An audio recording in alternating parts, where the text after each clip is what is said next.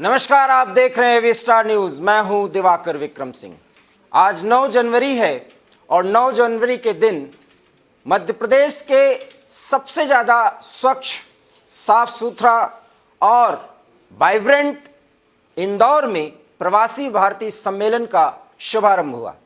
इस मौके पर प्रधानमंत्री ने 500 से अधिक भारतीयों को संबोधित किया और उनके संबोधन में कुछ ऐसी बातें सामने आईं जिससे आप अंदाजा लगा सकते हैं कि प्रधानमंत्री का इशारा किस ओर था। सबसे पहली बात आपको हम ये बता दें कि ये प्रवासी भारतीय सम्मेलन 2003 के बाद से लगातार भारत में जब जब हुआ है उस पर चर्चा हुई है, परिचर्चा हुई है, विश्लेषण हुआ है, क्योंकि अब वो भारतीय जो भारत से बाहर विदेश में रह रहे हैं और विदेश के जरिए भारत को तमाम आर्थिक सुविधाएं और सहूलियत प्रदान करते हैं, बदली हुई परिस्थितियों में जब जियोपॉलिटिकल सिनेरियो में भारत की एक नई भूमिका बनी है, तब ये भारतीय भारत के लिए जो लॉबिंग कर रहे हैं उसके कारण ब्रिटेन और अमेरिका जैसे देश आज भारत के साथ और अच्छे तरीके से अपने रिश्तों को प्रगाढ़ करना चाहते हैं। इसका इतिहास, माफ करिएगा, इसका इतिहास हम आपको बाद में बताएंगे, लेकिन सबसे पहले जानते हैं कि प्रधानमंत्री नरेंद्र मोदी ने आज इस सम्मेलन के जरिए क्या कुछ कहा और जो कुछ भी उन्होंने कहा उसके मायने क्या हैं। ग्राफिक्स के जरिए हम आपको बताने की कोशिश करते हैं। हम अपने सहयोगी से कहते हैं कि वो ग्राफिक्स प्लेट स्क्रीन पर लाएं।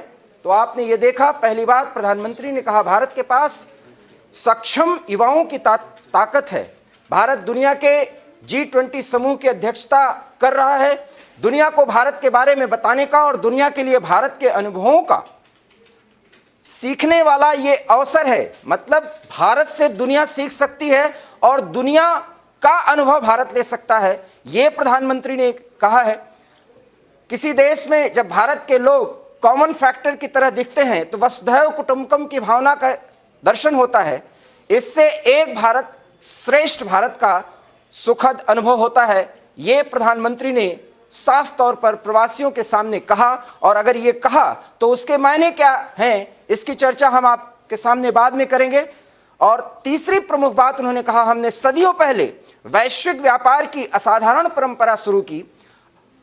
सभ्यताओं के बीच व्यावसायिक संबंध कैसे समृद्ध किया जाए, भारत ने ये करके दिखा दिया है। प्रधानमंत्री का ये दावा कितना सच है, कितना सही है, हम इसकी परिचर्चा बाद में करेंगे। हमने सदियों पहले व्यापार की असाधारण परंपरा शुरुआत की और जो परंपरा हमने डाली है उसके साथ भारत पूरी तरीके से विश्व को जोड़ सका है। प्रवासी भारतीय दिवस सम्मेलन में जो कुछ भी हो रहा है वो नर्मदा नदी के तट पर हो रहा है, और नर्मदा इंदौर की जो खासियत है वो भी प्रधानमंत्री ने प्रवासियों के सामने बताने की कोशिश की। उन्होंने कहा नर्मदा नदी के तट पर जो कुछ भी आज हम आप संवाद कर रहे हैं वो इस पूरे सम्मेलन को अविस्मरणीय बनाएगी। कुछ महीने पहले ही हमने भारत की आज़ादी के 75 साल मनाए हैं और यहाँ स्वतंत्रता संग्राम की प्रदर्शनी लगाई गई है। इससे भारत की वैश्विक दृष्टि को एक मजबूती मिलेगी। ये प्रधानमंत्री की एक और बड़ी महत्वपूर्ण बात है जो उन्होंने प्रवासियों के सामने कही है। हम आपको एक एक करके ग्राफिक्स के जरिए बता रहे हैं कि प्रधानमंत्री ने क्या कुछ महत्वपूर्ण बातें कही हैं और इंदौर को उन्होंने जिस तरीके से पूरी दुनिया के सामने प्रस्तुत करने की कोशिश की है। उन्होंने ये कहा कि ये शहर नहीं, ये दौर है। मैं चाहता हूं कि आप सभी इंदौर में भोजन का आनंद लें। यहाँ सब कुछ एक अविस्मरणीय स्वाद है। 56 दुकान अत्यधिक प्रसिद्ध है और सर्राफा बाजार विश्व प्रसिद्ध है। ये इंदौर को ग्लोबल लोगों के सामने, जनता के सामने उन्होंने प्रेजेंट करने की कोशिश की है। अगली बात उन्होंने कही, राष्ट्र अगले 25 वर्षों के अमृत काल में प्रवेश कर चुका है। हमारे प्रवासी भारतीय समुदाय को वैश्विक स्तर पर भारत की भूमिका को और ऊपर उठाने में अब महत्वपूर्ण भूमिका निभानी है। तो एक बार फिर प्रवासी भारतीयों के सामने जो कुछ भी प्रधानमंत्री ने प्रस्तुत करने की कोशिश की है, उनको किस तरीके से भारत का एम्बेसडर बनाने की कोशिश की है, ये बात है। भारत के ब्रांड एम्बेसडर के रूप में आपकी भूमिका विविध है। आप मेक इन इंडिया, योग, हस्तशिल्प उद्योग, साथ ही भारत के बाजार के ब्रांड एम्बेसडर हैं, ये प्रधानमंत्री ने कहा। जैसा कि हमने पहले चर्चा में आपको बताया कि प्रधानमंत्री हर एक प्रवासी को ब्रांड एम्बेसडर के तौर पर प्रस्तुत कर रहे हैं। भारत की आवाज, भारत का संदेश, भारत की कही एक एक बात अलग मायने रखती है। भारत की ये बढ़ती हुई ताकत आने वाले दिनों में और भी ज्यादा बढ़ने वाली है, ये प्रधानमंत्री ने भरोसा दिलाया और उस पर प्रवासियों की सहमति रही है। एक एक करके हम अब ग्राफिक्स के जरिए आपको बता रहे हैं। ये कुछ ऐसे वाक्य और वो फैक्टर हैं जिसकी चर्चा प्रधानमंत्री ने प्रवासी भारतीयों के सामने की। अब हम अनुरोध करेंगे अपने ग्राफिक्स सहयोगी से कि वो बराबर इस ग्राफिक्स प्लेट्स को रखें स्क्रीन पर और हम इसका विश्लेषण करने की कोशिश करते हैं। प्रधानमंत्री बराबर युवा शक्ति और युवा ताकत पर पूरा भरोसा जताते हुए प्रवासी भारतीयों के सामने जो चुनौती भारत के सामने आ रही है उसको सहते हुए और आत्मसात करते हुए पूरी दुनिया को राह दिखाने की बात कही है। हम आपको याद दिलाएं, अभी कुछ दिनों पहले एवी स्टार न्यूज पर हमने जापान के एक मीडिया हाउस की तरफ से किए गए प्रेडिक्शन की चर्चा की थी। उस पर परिचर्चा के दौरान, संवाद के दौरान जब हमने बात की थी तो आपको बताया था कि किस तरीके से जापान और दुनिया के तमाम ऐसे देश हैं जिसमें अब चीन भी मानने लगा है कि भारत की युवा ताकत आने वाले 25 सालों में बहुत बड़ी क्रांति कर सकती है। और यह भरोसा जब प्रवासी भारतीयों को प्रधानमंत्री ने दिलाया है तो इसके मायने साफ हैं कि भारत ने उस संदर्भ में अपने दृष्टिकोण को न सिर्फ सामने रखा है बल्कि 25 साल का एक ऐसा एजेंडा तैयार किया है जिसमें भारत के वो श्रमिक जो पूरी तरीके से पढ़े लिखे हैं और सकुशल और सक्षम हैं, वो अब विदेशों में जाकर के जब अपनी सेवाएं देंगे तो न सिर्फ भारत के ब्रांड एम्बेसडर के रूप में अपने आप को प्रस्तुत करेंगे बल्कि वहां से जो विदेशी मुद्रा भारत आ रही है उसके महत्व को, उसके मूल्य को और उसके मात्रा को बढ़ाएंगे। इन तीनों बातों को समझने की कोशिश करिए, क्योंकि हम आपको जानकारी के लिए बता दें कि भारत पहले नंबर पर जो विदेशी मुद्रा आती है प्रवासियों के जरिए, वो भारत उसमें पहले नंबर पर है। पहले स्थान पर इस समय भारतीयों का नंबर है। प्रवासी भारतीयों के जरिए भारत में जो विदेशी मुद्रा आ रही है, ये बहुत महत्वपूर्ण बात है, उसमें भारत का स्थान पहला है। इसके बाद ब्राजील है और तीसरे नंबर पर चीन है। वो चीन जो पूरी दुनिया के अर्थशास्त्र को और अर्थव्यवस्था को एक बड़ी चुनौती दे रहा है, वो चीन भारत से तीसरे स्थान पर है। अब आप मतलब समझ सकते हैं कि क्यों प्रधानमंत्री पिछले 1 सालों के दौरान भारत की युवा ताकत पर, श्रमिकों पर बराबर जोर दे रहे हैं। और ये श्रमिक जिसमें सकुशल कारीगर और श्रमिक हैं, ब्रेन जो ड्रेन होता था भारत से, अब वो ड्रेन नहीं बल्कि ये ब्रेन भारत का वेल्थ बनने जा रहा है। और ये जो ताकत है उसका जिक्र प्रधानमंत्री ने प्रवासियों के सामने किया है।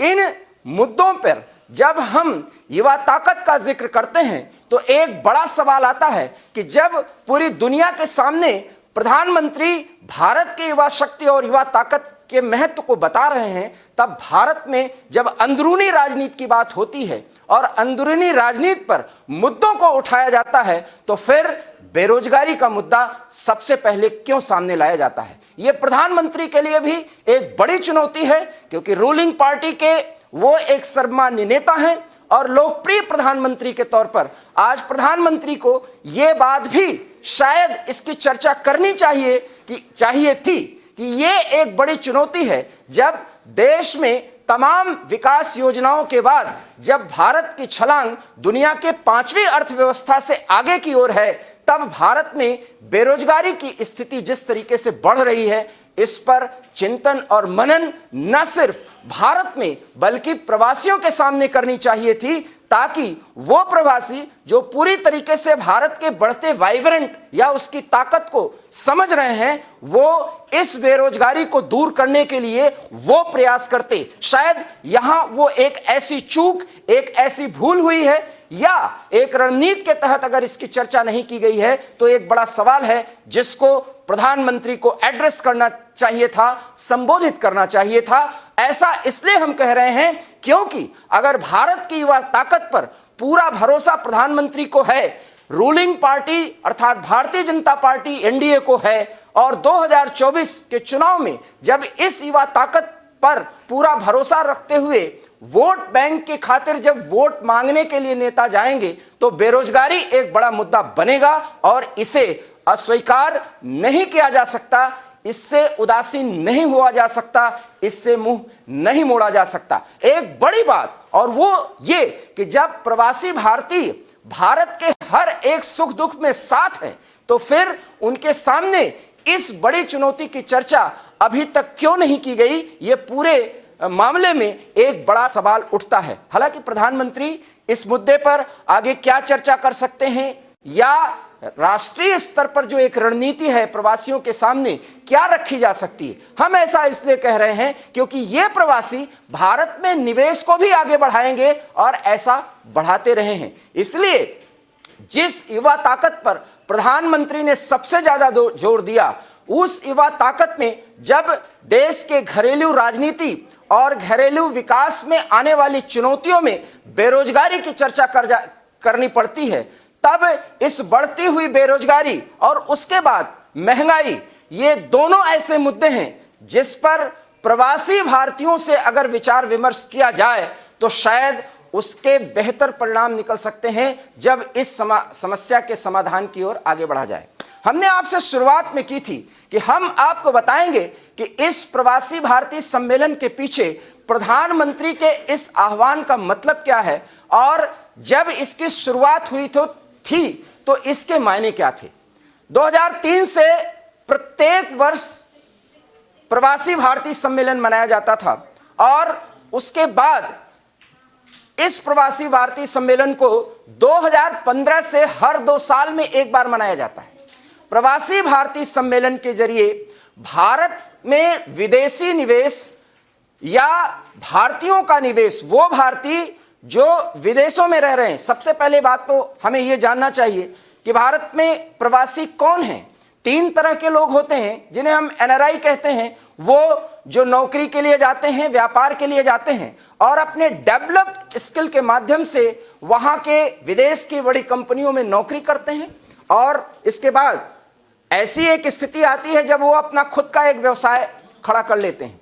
इसमें अमेरिका और ब्रिटेन में जो भारतीयों की लॉबिंग इस समय सबसे ज्यादा प्रभावी है, शायद भारतीयों की यही वो ताकत है जिसके दम पर अमेरिका और ब्रिटेन से हमारे देश में निवेश सबसे ज्यादा होता है। और हम क्यों भूलें कि गल्फ के उन तमाम देशों में हमारे भारतीय श्रमिक जिनकी कमाई की बदौलत हमें विदेशी मुद्रा और गल्फ के तमाम देशों के वो बहुमूल्य डॉलर, माफ करिएगा, उनके मुद्रा हमारे देश में आती है, ये भी प्रवासियों के कारण आती है, उनके मेहनत के कारण आती है और भारत के प्रति उनका जो लगाव है उसके कारण आती है। और इस बात को सरकार ने बखूबी समझा।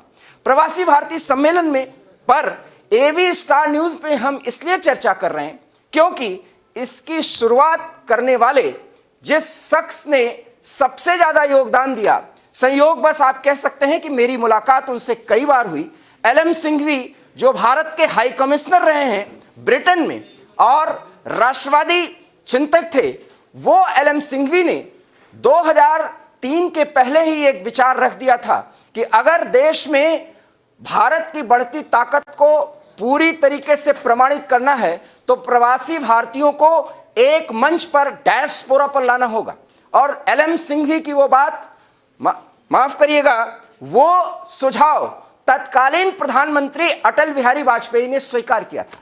और इस संदर्भ में एलएम सिंघवी से जब हमने वो पूरी बातचीत रखी कि आखिर में इसके माध्यम से आपको क्या मिल सकता है, तब उन्होंने जो भविष्यवाणी की थी, आज वो खबरें बन रही हैं कि एक ऐसा समय आएगा जब ये भारतीय सिर्फ भारत में विदेशी मुद्रा नहीं भेजेंगे बल्कि भारत की सबसे बड़ी आर्थिक ताकत और सामरिक ताकत में योगदान देने वाले मुख्य आधार होंगे और आगे चल करके हर एक भारतीय जो विदेश में अपना योगदान दे रहा है, अपनी कमाई कर रहा है, अपने सामाजिक स्तर को उठा रहा है, वो भारत में ब्रांड एम्बेसडर का काम करेगा। और आज प्रधानमंत्री नरेंद्र मोदी ने जब प्रवासी भारतीयों को इंदौर शहर में संबोधित किया, तब उन्होंने ये कह दिया कि हर एक प्रवासी भारतीय भारत के लिए ब्रांड एम्बेसडर का काम कर रहा है। और वो क्यों कर रहा है, हमने आपको बताया कि यही प्रवासी भारतीय इनके निवेश और इनके द्वारा भेजी गई विदेशी मुद्रा में भारत अव्वल है। और इस विदेशी मुद्रा के प्रवाह में भारत के बाद ब्राजील और ब्राजील के बाद चीन का नंबर आता है। अब आप समझ सकते हैं कि जिन प्रवासी भारतीयों की ताकत इस समय वाइब्रेंट भारत, एक भारत श्रेष्ठ भारत की ओर लगी हुई है, उनका महत्व इस देश के विकास में कितना है। बड़ी चुनौतियां इस देश के सामने है। जब 25 साल के अमृत महोत्सव काल का आह्वान प्रधानमंत्री की तरफ से कर दिया गया है और राष्ट्र के असली नायक इस देश की वह ताकत जब उसमें समर्पित हो चुकी है, तब इस देश में बेरोजगारी एक बड़ी चर्चा का विषय बने। शायद ये वर्तमान सरकार, मोदी सरकार और व्यक्तिगत रूप से प्रधानमंत्री के लिए एक बड़ी चुनौती है। ऐसे में प्रवासी भारतीय सम्मेलन में जो आह्वान प्रधानमंत्री की तरफ से किया गया है, उसके मायने साफ हैं। और जो प्रमुख बातें उन्होंने कही हैं, इसका तात्पर्य यह है कि आने वाले समय में ब्रिटेन, अमेरिका और फ्रांस में यही प्रवासी भारतीय अपने ताकत के जरिए एक ऐसी लॉबिंग करेंगे जिस लॉबिंग में अभी तक यहूदी लॉबी जो है वो प्रभावी है। हम आपको बता दें कि इजराइल एक बहुत छोटा सा देश है। उस इजराइल के यहूदी लॉबी के लोग जो अमेरिका में रहते हैं, शायद आपके जानकारी के लिए और आपको जानकर के आश्चर्य होगा कि अमेरिका अपने यहूदी लॉबी के जरिए ही पूरे देश में रणनीतिक कुछ ऐसे मुद्दों को आगे बढ़ाता है। इसलिए इजराइल की अनदेखी अमेरिका कभी नहीं करता। और पिछले 10 सालों में हमने देखा है कि जब भी वाइब्रेंट भारत की चर्चा होती है, तब यही प्रवासी भारतीय अमेरिका के कई बड़े शहरों में एक ऐसी लॉबिंग करते हैं जिसमें राष्ट्रवाद और देश के लिए एक बड़े गर्व का विषय है, जिसमें भारतीय अपना पक्ष रखते हैं और अमेरिकन भारतीय संबंधों को आगे बढ़ाने की ढेर सारी बातें करते हुए दिखते हैं। टाइम्स स्क्वायर की बात हो या न्यूयॉर्क शहर, वहां पर जो भी बातें की जाती हैं, इनमें इसी प्रवासी भारतीय समूहों का वो गुट होता है जो भारत और अमेरिका और इसी तरीके से ब्रिटेन और भारत के संबंधों में वो भारतीय जो ब्रिटेन में रह रहे हैं, प्रवासी हो चुके हैं, वो बड़ी भूमिका निभाते रहे हैं। बड़ा सवाल है कि ये प्रवासी भारतीय सम्मेलन इस बार इंदौर में क्यों किया गया। हम आपको बताते हैं, क्योंकि G20 सम्मेलन आने वाले दिसंबर में भारत में होना है और प्रधानमंत्री ने वाइब्रेंट भारत, एक भारत श्रेष्ठ भारत की जो संकल्पना पूरे देश और दुनिया के सामने रखने की कोशिश की है। बदलते हालात में जिस तरीके से चीन में कोरोना की स्थिति है, वहां से कई कंपनियां शिफ्ट हो रही हैं। ऐसे में न सिर्फ दिल्ली, मुंबई, कोलकाता, मद्रास या कर्नाटक के बेंगलुरु शहर के बारे में प्रेजेंटेशन दिया जाए, बल्कि अब वो शहर G20 सम्मेलन में प्रभावी रूप से आगे किए जाएंगे और वहां पर ये लोग जाएंगे। उसके पहले प्रवासी भारतीयों के सामने इंदौर शहर को रखा गया। हम जो आपको अभी तक बताने की कोशिश करते रहे, शायद अब आप समझ चुके होंगे कि ब्रांड एम्बेसडर की भूमिका ये प्रवासी भारतीय आने वाले दिसंबर के पहले तक अदा करते रहें। इसीलिए इंदौर शहर, चूंकि अब तक हुए सभी उन सर्वेज में इंदौर सबसे ज्यादा साफ सुथरा, स्वच्छ और सिविक सेंस में सबसे अव्वल आता रहा है, उस इंदौर शहर में प्रवासी भारतीय सम्मेलन करके और इंदौर के खान पान और वहां के स्थानीय महत्व को प्रवासियों के सामने प्रस्तुत करके भारत के हृदय कहे जाने वाले मध्य प्रदेश में अब बहुत बड़े निवेश की जो दरकार है, शायद प्रधानमंत्री का ये आह्वान है। और इसके पीछे अगर आप राजनीतिक कारण समझना चाहते हो तो समझिए, क्योंकि आने वाले समय में जिन 9 राज्यों में चुनाव होना है वहां पर मध्य प्रदेश भी है।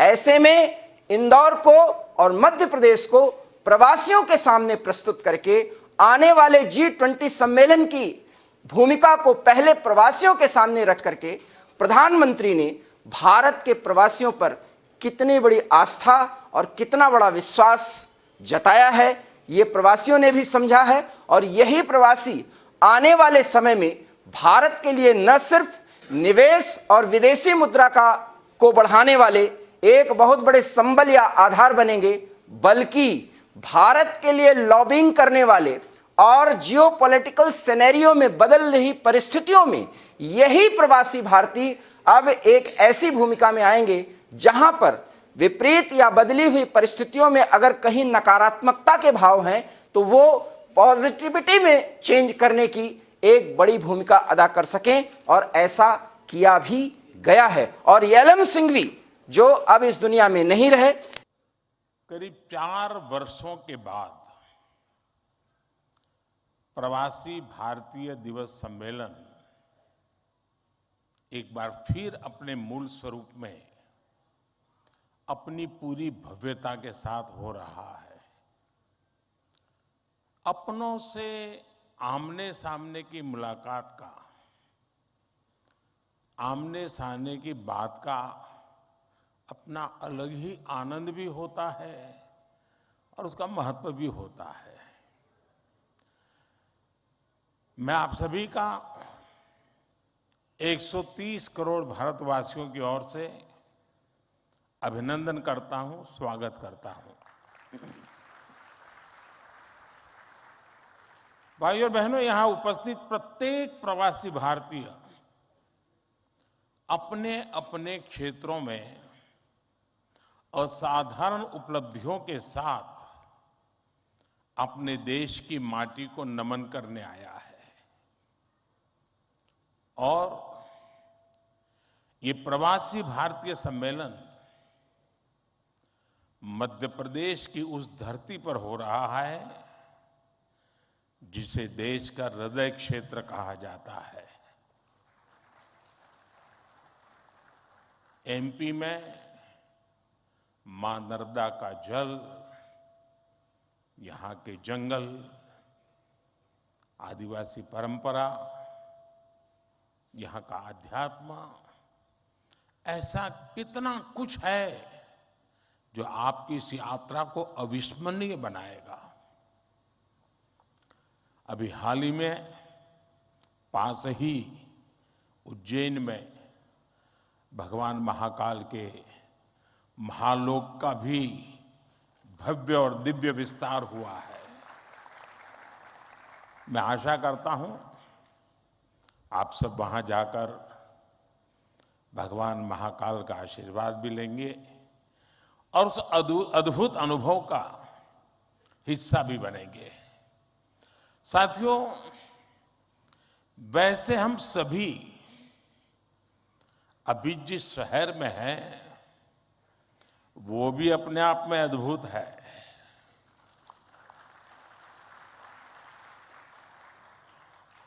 लोग कहते हैं कि इंदौर एक शहर है, लेकिन मैं कहता हूं इंदौर एक दौर है। ये वो दौर है जो समय से आगे चलता है फिर भी विरासत को समेटे रहता है। इंदौर ने स्वच्छता के क्षेत्र में देश में एक अलग पहचान स्थापित की है। खाने पीने के लिए अपन इंदौर, अपन का इंदौर,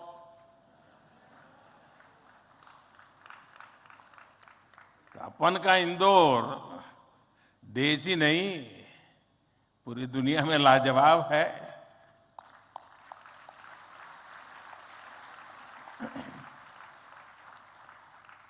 इंदौरी नमकीन का स्वाद, यहाँ के लोगों के यहाँ पर जो पोहे का पैशन है, साबूदाने की खिचड़ी, कचौरी, समोसे, शिकंजी, जिसने भी इसे देखा उसके मुंह का पानी नहीं रुका। और जिसने इन्हें चखा उसने कहीं और मुड़कर नहीं देखा।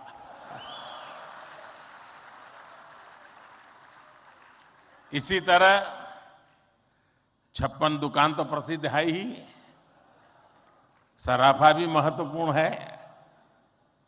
यही वजह है कि कुछ लोग इंदौर को स्वच्छता के साथ साथ स्वाद की राजधानी भी कहते हैं। मुझे विश्वास है यहाँ के अनुभव आप खुद भी नहीं भूलेंगे और वापस जाकर दूसरों को यहाँ के बारे में बताना भी नहीं भूलेंगे।